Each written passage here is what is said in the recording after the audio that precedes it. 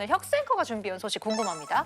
네, 뭐니 해도 지금 경제 산업 분야의 최고의 뉴스는 바로 세계 최대 가전 IT 쇼 CES입니다. 지난 6일부터 9일까지 나흘간 진행이 되고 있는데요. 휴대용 컴퓨터, 아이팟, 플레이스테이션까지 매년 CES를 통해 우리 일상을 바꿀 엄청난 기술들이 새롭게 등장해 왔습니다. 그렇다면 올해는 어떤 기술이 세상을 놀라게 했을까요? 2016 CES를 이주앤머니에서 살짝 털어보도록 하겠습니다. 오, CES.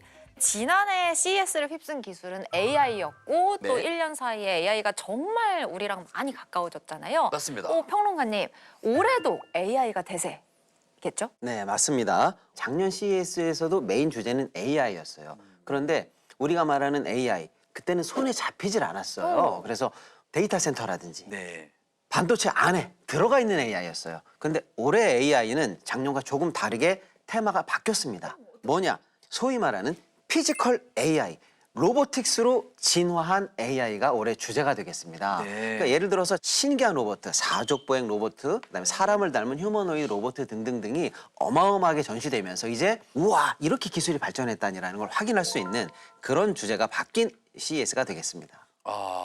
사실 예전에는 AI가 뭔가 이렇게 실현할 수 없는 뭔가 거품처럼 느껴지기도 했었는데 이제 그런 느낌 없이 너무 친근합니다. 두 분의 예. 평론가님께서는 CES에서 어떤 장면이 가장 인상 깊으셨는지 궁금하거든요. 먼저 네. 박시동 평론가님. 저는 우리나라 기업 현대를 얘기하고 싶어요. 현대. 그동안 사실은 사람을 닮은 로봇, 휴머노이드라고 하는데요. 이거는 이제 미국과 중국의 양강 체제 아니었냐, 우리는 좀 뒤진 거 아니었냐라고 좀 불안했었는데요. 이번에 현대가 야심차게 발표한 휴머노이드 로봇 아틀라스가 있습니다. 아틀라스. 네, 동작이 너무나 자연스럽고요. 사람보다도 더 자연스러운 관절 움직임을 보여줬어요. 그래서 현대가 현장에서 뜨거운 반응을 일으키면서 지금 가장 화제로 꼽히고 있어요. 또 하나 인상 깊었던 장면을 말씀드린다면 네. 현대뿐만 아니라 우리나라를 이끌고 있는 삼성전자와 LG전자 얘기인데요. 네, 이쪽에서는 집안일 해방이라는 주제로 AI가 또 로봇이 본격적으로 이제 발전하는 모습을 보여줬어요. 네. 예를 들어서 이제 삼성전자 같은 경우에는 백색 가전에 AI가 본격적으로 투입되면 어떤 일이 벌어질까라는 걸 멋지게 보여줬는데요. 예를 들어서 냉장고에 우리가 그냥 아무 반찬이나 넣는 거예요. 네. 그러면 냉장고가 스스로 쫙 그걸 판단하고 블루베리다. 몇 월 며칠에 우리 주인이 이걸 넣었다. 그러면 냉장고 안에서 현재 2주까지는 보관할 수 있다. 그러면 알람을 딱딱 울리면서 블루베리 꺼내 드세요. 이런 이제 메시지를 준다라든지 가전과 AI의 결합된 모습을 삼성이 좀 멋지게 보여줬고요. LG 같은 경우에는 본격적으로 집안일을 하는 가사 로봇을 보여줘서 또 화제를 끌었는데요.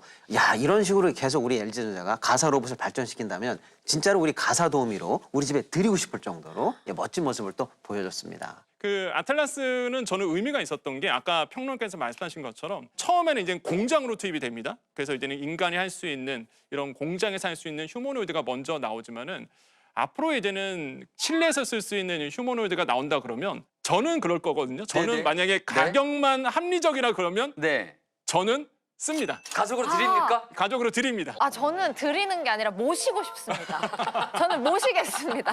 빨래 대신해주고 집안일 대신해주고. 저는 정말 가격이 뭐 저의 전 재산까지는 아니더라도 네. 한 50%의 재산으로 가능하다고 하면 전 모시겠습니다. 그래서 지금 그래서 이제 어떤 로봇을 드리느냐가 이제는 앞으로 올 것 같아요. 그래서 저는 이제는 의미가 있는 게 또 하나가 현대 자동차를 이제는 자동차에서로 봐야 되느냐. 네, 저는 이제 약간 좀 다른 관점이 있죠.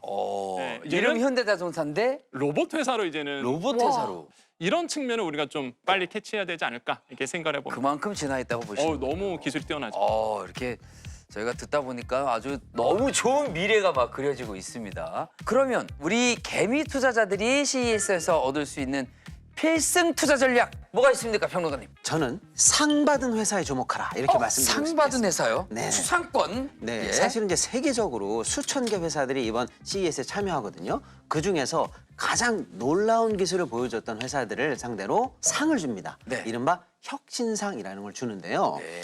혁신상을 받는 회사 중에서 특히 AI라든지 로봇 쪽의 혁신상을 받는 회사에 주목해 보시면 그 회사와 함께 우리가 미래를 그려볼 수 있지 않을까 이런 생각이 좀 들고요. 특히 혁신상 중에서도 네. 탑 중에 탑 최고 혁신상이 따로 있는데요.